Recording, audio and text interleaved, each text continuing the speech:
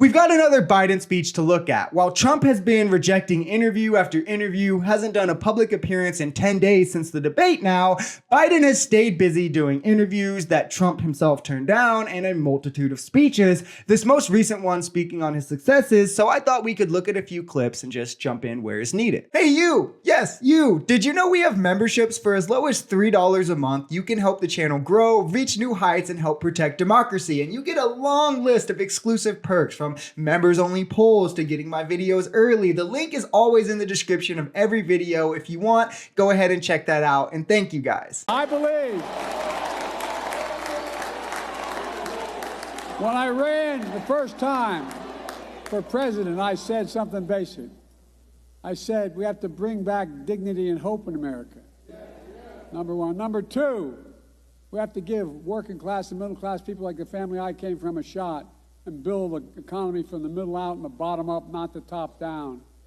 And thirdly, we must unite America again. That's my goal. That's what we're going to do. God bless you all. And in many ways, he's succeeded at just that. He staved off the inflation that was caused by reckless spending under Trump and by the Fed during COVID, dropped it back to 3% where it's economically desirable. He's created millions of new jobs. He recouped the jobs that Trump fumbled in 2022, and since then has still outperformed Trump on monthly jobs every single month. Trump's highest month doesn't beat Biden's lowest month. And while Trump passed tax cuts for billionaires, Biden reworked the tax system in the American Rescue Plan to where most of the benefits are now going to the lower and middle classes, while those in the top percent are the ones paying more. No one making under $400,000 a year got their taxes raised. And actually, those making less have drastically more after-tax income under Biden than they would have under Trump. There's more to do to deliver jobs and justice. There's more to do.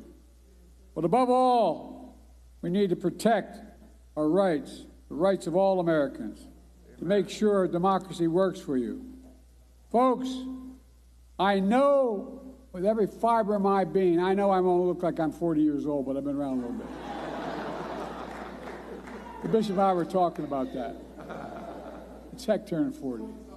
Well, all kidding aside, you know, I've been doing this a long time, and I, honest to God, have never been more optimistic about America's future if we stick together. The most pertinent thing in this election is defeating Trump. Longtime viewers of the channel know that there's plenty about Biden that I don't support, that I don't like. You don't have to like everything about him or even most things about him to realize what's really at stake in this election, the shaping of our Supreme Court. The next president will make at least 2, if not 3 appointments to the Supreme Court, which will shape it for practically the rest of our lives. The question to ask yourself is, do you want more of the same? A court that will roll back environmental protections, roll back reproductive rights for women, roll back affirmative action, give the president total immunity, that won't allow any of these left-leaning goals, progressive goals that we want to see, because they will continue to block them. Justices like Clarence Thomas, who take millions in donations from big oil, big pharma, all of these things, and then forever will rule in the favor of their donors and have a